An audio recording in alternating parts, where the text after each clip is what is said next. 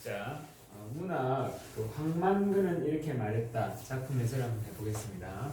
황만근은 이렇게 말했다. 제목이 좀 특이하죠. 황만근이 이렇게 말했다가 이 황만근이가 뭔 것 같아요? 황만근이란 말이 사람 이름 같죠.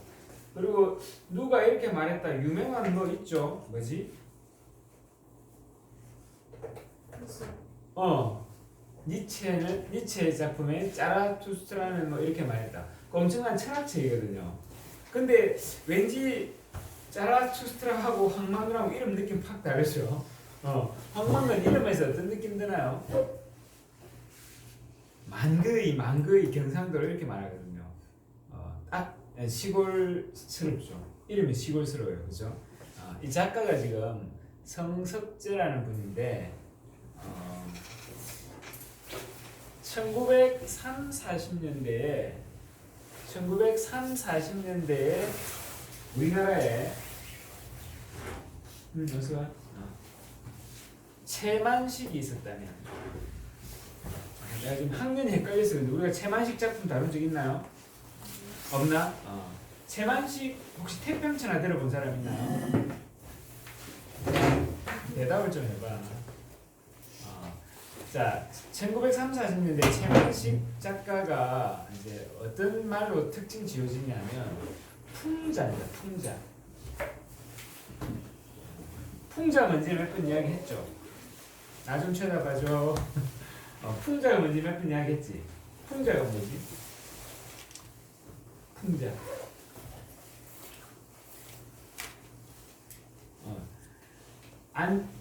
웃기는 척 하면서 꼬집는 거잖아. 그치? 그래서 그런 전통이 우리나라에 뭐가 있지? 판소리 같은 거, 그죠? 그래서 채만식 소설 하면 뭐 판소리 전통을 이었다, 그 다음에 풍자미가 있다, 이런 이야기들을 하거든요. 처음 듣나? 진짜 처음 들어? 그래. 어쨌든 소설을 읽으면 웃긴데 현실을 약간 비판하고 비꼬는 듯한 작품을 채만식 작가가 많이 썼거든요. 언제? 1930, 40년대. 그러면 이 맥이 우리나라 1990년대에는 누가 있다? 성석재가 있다라고 이야기할 수 있는 거예요. 무슨 이야기인지 이해되나요? 그럼 성석재라는 작가도 현대 작가인데 채만식이가 이었던 그 판소리 전통의 풍자미를, 조금 더 크게 말하면 골개미를 성석재라는 작가가 읽고 있습니다. 그래서 제가 처음에 이 사람 이름 이야기했잖아. 촌스럽죠, 그죠? 그래서 뭔가 이 촌스러움으로 우리를 살짝 웃기려고 뭔가 작품 제목에서도 냄새가 난다는 거지. 무슨 말인지 알아요? 그러면 1990년대 작가로 이제 굉장히 중요한 작가인데, 황만근은 이렇게 말했다라는 작품의 배경이 되는 1990년대 말, 90년대 말 대한민국의 농촌 현실에 대해서 조금 이야기할 필요가 있습니다. 이때 우리나라에서 어떤 일이 있었냐면, 우리나라가 이제 완전히 세계화되면서 뭘 많이 개방을 했어. 경제적으로 개방을 한다는 것은 같이 맞짱 떠가지고 자유무역을 한다는 뜻이잖아요, 그렇지? 근데 다른 거는 뭐 공산품은 그렇게 뭐 이해가 되더라도 그거를 굉장히 막고 있었던 게 농업 분야입니다. 농업 분야. 왜냐하면 우리나라의 농업 방식하고 그 다음에 이를테면 대규모 농업을 하는 외국하고 가격 경쟁력이 없잖아요, 그렇지? 그래서 이 다른 거를 못 들어오게 한다든지, 그 다음에 적어도 뭐가 들어오면 우리나라 걸 정부에서 이렇게 가격을 보장해 준다든지, 그런 것들이 이제 유지되고 있었는데, 이런 것들이 서서히 무너지면서 농촌이 완전 개방이 되게 됐어요. 무역 쪽에서. 자, 그때 대한 정부의 거기에 대한 대책은 뭐였냐면, 우리도 미국처럼 저기 남미처럼 뭘 해야 된다? 대규모 농업을 해야 돼요. 대규모 농업을 하기 위해서는 뭐가 필요하죠? 기계가 필요하죠. 그 다음에 우리 그냥 뭐 일상 주식 말고 상품이 될 만한 그런 농업을 해야 된다. 그러면 이제 뭐가 필요해? 쉽게 말해서 비닐하우스, 뭐 온실 이런 시설이 필요하잖아. 이제 지금은 일상화되겠죠. 비닐하우스에 우리 기름 떼가지고 피우잖아, 그지? 자, 그런데 우리 조그마한 그 건물 하나 세워도 엄청나게 돈이 많이 드는데 왜 농토에 가면 일단 어떤 느낌 들어? 너무 넓죠. 밭 하나가 너무 넓습니다, 그죠? 거기다가 집을 지어서 시설을 한다 하면 평범한 농민들은 그런 일을 하기가 굉장히 어려워요. 그럼 정부가 자꾸 그렇게 해라고 했잖아. 무슨 말인지 되나요? 그래서 뭐 해주겠다? 정부가 돈 빌려주겠다. 자꾸 자금을 대주겠다. 이렇게 해가지고 쭉쭉쭉쭉 가는데 1997년하고 8년에 우리나라에 뭘 겪죠? IMF를 겪어요. IMF가 뭔지를 지금 제가 자세히 설명 못하겠지만 나라가 경제적으로 망한 거야. 우리나라가 외환을 즉 외국 돈을 보유하는 게 적어져가지고 이게 이제 해결이 안 되는 거야. 그러면 이제 경제라는 게 다 맞물려 있잖아. 그 이제 경제가 우리나라 경제가 무너지면서 농촌 경제도 심각한 타격을 줍니다. 그러한 현실에서 황만근은 이렇게 말했다라는 작품을 보면 이것이 이제 뭘 말하고 싶은지를 우리가 한번 생각해 볼 수가 있습니다. 자, 이야기 줄거리는 이렇습니다. 동네 배경은 신대일리라는 마을입니다. 이 신대일리는 집성촌이란 말 아시나요? 집성촌이 뭐지? 대답을 안 하기로 작정하셨죠? 집성촌은 처음 듣나?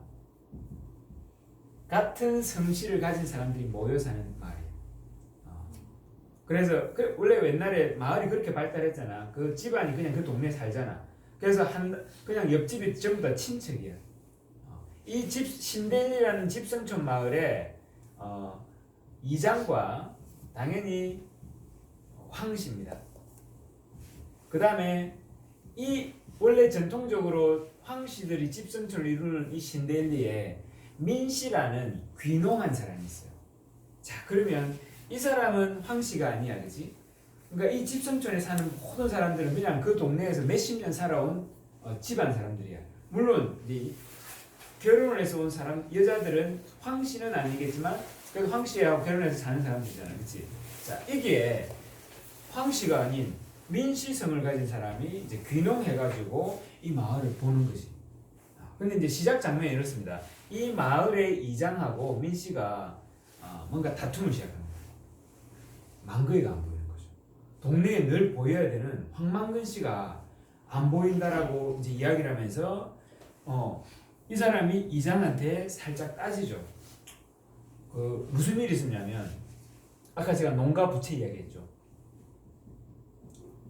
농가 부채를 지금 어떻게 할 거야 이거 정부가 해결해 라고 해가지고 농촌 사람들이 다 모여서 권리 대회를 하기로 하고 사람들의 우리 농민들의 의지를 강력하게 보여주기 위해서 뭘 타고 모이자?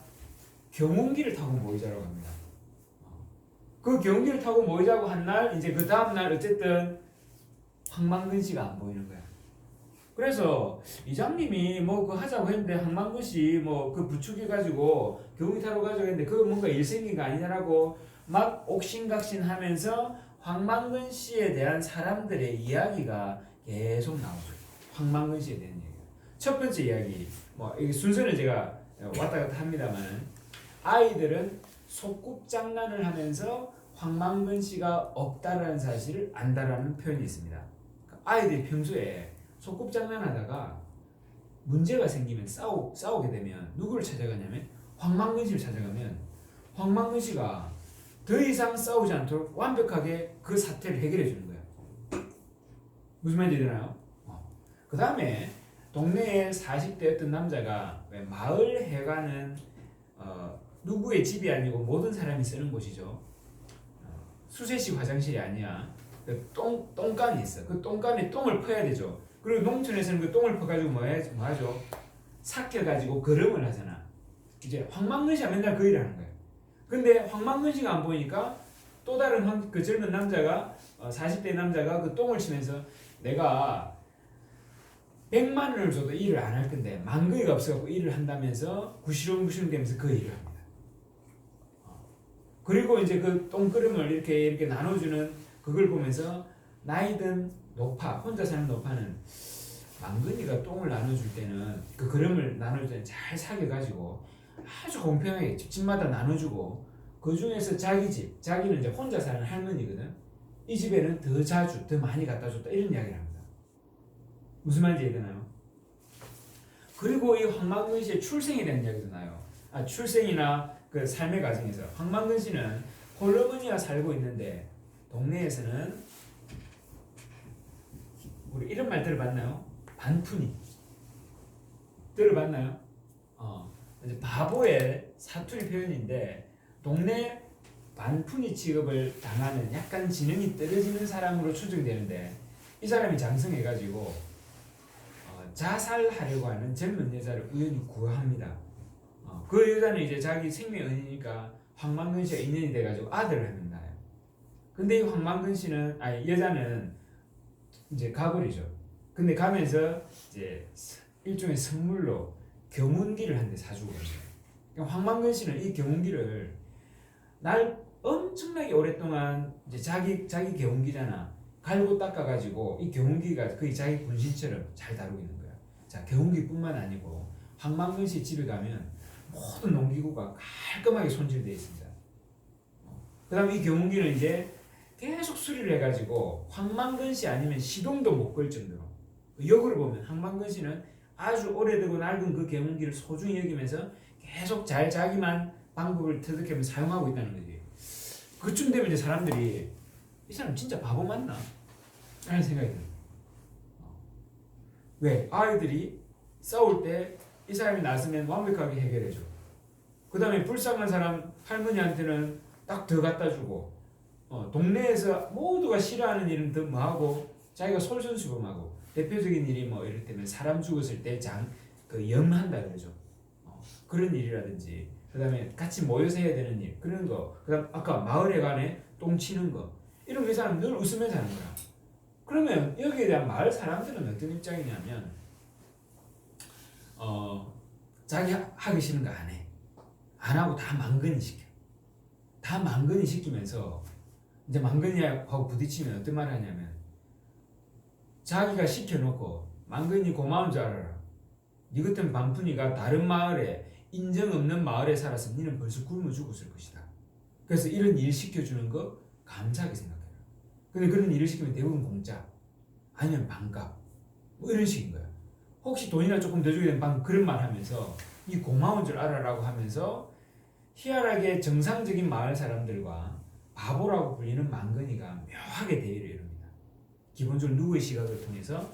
민 씨의 시각을 통해서. 자, 그러면 민 씨는 왜 작가는 민 씨를 등장시켜가지고 왜냐하면 그냥 집성촌의 망근 이야기를 할 수도 있잖아, 그렇지? 근데 민 씨를 등장시켜서 망근이를 한번 바라보게 할까요? 왜 그럴까? 작가가 민 씨를 등장시킨 이유는 민 씨가 관찰하는 시각을 작품 계속 등장시키고 보이거든요. 외부인이죠. 우리가 한 곳에 푹 들어가 있으면 이 전체가 만약에 어떤 방향으로 갈 때 이게 어느 방향으로 가는지 참 알기가 어려워요. 근데 외부인이 딱 보면 금방 저 사람들은 왜 저래라고 금방 표가 나거든.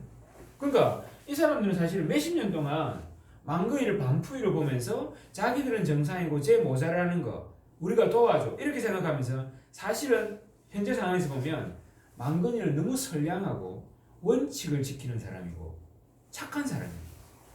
똑똑한 사람이에요. 근데 이 사람들은 자기들이 정상인 것처럼 하지만 너무 이기적이죠. 하기 싫은 거 안 합니다. 망근이는 다 내보냅니다. 그 다음에 말한 것들을 잘 지키지 않습니다. 이 말한 것들을 잘 지키지 않는 거에 바로 핵심이 농가 부채 뭐 해결을 위한 농민 촉구 대회 때 이제 이야기가 뒷이야기가 이렇게 나옵니다. 망근아, 우리가 경기를 타고 가야 우리의 의지를 보여주지 않겠느냐 라고 해놓고 아까 제가 첫 장면에 민씨가 약간 따진다 그랬죠. 무슨 이야기를 하냐면 왜 이장님은 차 타고 갔냐고 다 경기 타고 오라 해놓고 왜 차 타고 갔냐고. 그럼 사람들 다 뭐라고 하냐면 다 바빠서. 자, 망근이 어떻게 했을까요? 경기를 진짜 멀고 면사무소에 갔습니다. 근데 사람들이 없었어. 이 경기 어떤 경기였어? 낡은 경기였죠. 또 그걸 타고 군청까지 갑니다. 중간에 사고 당할 위험을 몇 번이나 겪으면서 군청 도착하니까 행사가 끝났어요. 망근이는 화도 안 내고 다시 경기를 타고 집으로 옵니다. 그 집으로 오는 길에 아까 망근이가 어머니 모시고 산다 그랬죠. 이 어머니가 독특해요. 밥을 어떻게 먹어? 생선이 없으면 안 먹어. 비린 게 없으면 안 먹어. 그 다음 또 아들하고 입맛이 달라. 그 망근이 아들하고. 그럼 이 사람들이 밥을 안 먹으면 망근이는 밥상을 2번 차리는 그런 사람이에요. 어머니 위해서 생선도 해주고 또 아들 좋아하는 거 아들도 해주고. 자, 그 군청 갔다가 오는 길에 고등어를 사가지고 옵니다. 사고를 몇 번 당할 위험을 지나다가. 자, 그런데 어두워져 버렸죠. 네, 망근이 중간에 막 비도 오고 그래요. 망근이 경운기가 이제 어두워가지고 이 절벽에 떨어져 버리는 거예요. 그래가지고 밤새도록 그 사고 현장에 이제 몸도 원래 안 좋은 그 가는데 힘들었는데 동사. 그리고 이제 후반부에 망근이 아들에게 뭐 유골로 왜 화장하고 다시 이제 마을로 돌아오는 그렇게 정리가 되죠. 어때요? 자, 누가 잘 사는 거야? 이 이장을 비롯한 일반 그 동네 사람들하고 망근이하고. 자, 망근이 왜 죽었어? 이 사람은 그래 농민이 분가 그 부채를 없애야 된다고 주장하고 있어. 경유를 타고 가야 된다고 이 사람들이 이야기했어. 알겠습니다 하고 경유를 타고 간 거야. 근데 자기들은 다 바쁘다고 차 타고 온 거야. 경운기 느린 거 아시죠? 예, 정말로 망근이는 어떤 사람이다? 정확하고 선량하고 뭐랄까 정의롭기까지 한 사람이죠. 그죠? 무슨 말인지 되나요? 자, 근데 이 이야기를 이 민 씨가 밖에서 관찰하면서 독자가 뭐하게 이게 알 수 있게 참 저거 희한하네. 자, 그러면 이 황망근은 이렇게 말했다라는 이 이야기가 과연 이 신대 1, 2 마을의 이야기만을 하기 위한 것이었을까? 이런 생각이 한번 들죠. 자, 그러면 아까 제가 처음에 1990년대 우리나라 농촌 현실 이야기했잖아. 무슨 말인지 이해되나요? 자, 이 집성촌을 만약에 한국 사회라고 본다면 또는 단순한 신대 1, 2가 아니고 한국의 농촌 현실로 본다면 자, 먼저 작은 것부터 해볼게요. 망근이가 이 민씨하고 또는 사람들하고 이야기하는 과정 속에서 농가 부채가 이 중요한 주제잖아. 뭐라고 이야기하냐면 농사 짓는 사람은 빚지면 안 된다는 이야기예요. 아까 농가 부채 탕감을 하기 위해서 경기 타고 가야 된다고 주장한 사람들이 그 차 타고 갔다 그랬잖아. 트럭 타고 막 이렇게. 그 사람들이 진짜 빚이 많아. 망근이는 빚이 있었을까 없었을까? 진짜 빚이 없어요. 빚이 없는 사람이 다른 사람들 빚 문제 해결을 하기 위해서 가는 길에 원칙을 지키다 죽은 거야. 와, 대단한 아이러니죠. 무슨 말인지 되나요? 한국 사회로 확대해 볼까요? 다 자기들이 정상이래. 자기들이 똑똑하대. 쟤 바보래. 근데 이 사람들이 사는 모습은 매우 이기적이죠. 매우 이기적이고 원칙을 지키지 않죠. 이렇게 가면 이게 단순한 농촌 현실에 대한 문제제기뿐만 아니라 현대인의 이기적인 모습을 비판하는 거죠. 무슨 말인지 되나요? 그러니까 짧은 이야기 속에 이 성석재라는 작가는 당시 우리 1990년대 자꾸 빚지는 농촌 현실. 근데 이걸 누가 강조해서? 정부가 조장했고 그 다음에 사람들은 그 욕망에 끌려간 거예요. 근데 여기서 중심 잡고 있는 사람은 이렇게 죽었고, 그렇죠? 그리고 더 큰 무리에서 인간은 굉장히 자기가 정상이라고 생각하면서 정말 정상적인 사람을 이상한 사람으로 보이게 만드는 이 세상의 모습, 그런 것들을 하고 있는 거죠. 보여주고 있는 거죠. 비판하고 있는 거죠. 무슨 말인지 되나요? 자, 그러면 이제 작품 밖으로 나와서 자주 언급되는 것이 제가 처음부터 이야기했습니다만 이 작품은 풍자 문학이라고도 할 수 있습니다. 그죠? 풍자 문학이고 이 풍자를 가지고 재미를 주는 그 작품이 도달하는 즐거움을 골겜이라는 말도 합니다. 이 골겜이를 이루는 과정에서 이 성석재는 과장의 표현도 종종 사용하는데요. 아까 아들이 있다 그랬죠. 아들이 이 아들이 이제 점점 크잖아. 망근 씨가 다 이게 뭐랄까 좀 대단히 착한 사람인데 술을 되게 좋아해요. 그래서 근데 돈이 없어가지고 술을 많이 먹을 수가 없잖아. 그래서 혹시 동네 잔치를 하게 되면 술을 우리 꼬꾸라질 때까지 먹어요. 자, 이 사람이 꼬꾸라져 버리면 집에 데려가야 되는데 망근의 특징이 뭐냐면 몸을 잘 안 씻어요. 그래서 묘한 냄새가 나요. 그래서 사람들이 굉장히 싫어해. 무슨 말인지 이해되나요? 자, 근데 이제 아들이 점점 자라면서 아들이 중학생이 되었을 때는 아버지를 얻게 되고 이제 더 커서 고등학생이 되었을 때는 아버지를 발길로 발길질해 가면서 가게 되었다라는 그런 표현들이 있습니다. 사람을 발길질로 몰고 갈 수는 없죠. 그런 중간중간 표현 같은 것들 보면 그런 뭐 망근의 특징이라든지 변화되는 상황 같은 것들을 과장 표현해가지고 더 재밌게 웃기게 만들어가죠. 무슨 말인지 이해되나요? 그래서 이 작품에서 풍자, 골개미, 그 다음에 제일 중요했던 거 아까 이야기한 거 민씨를 작가가 설정한 의도. 뭐의 시선이 필요하다? 외부인의 시선을 우리한 관찰의 어떤 시점으로 제시하기 위해서 민씨를 등장시킨다는 거. 그런 것들이 포인트가 됩니다. 됐나요? 자, 이 상황에서 문제를 한번 풀어보겠습니다.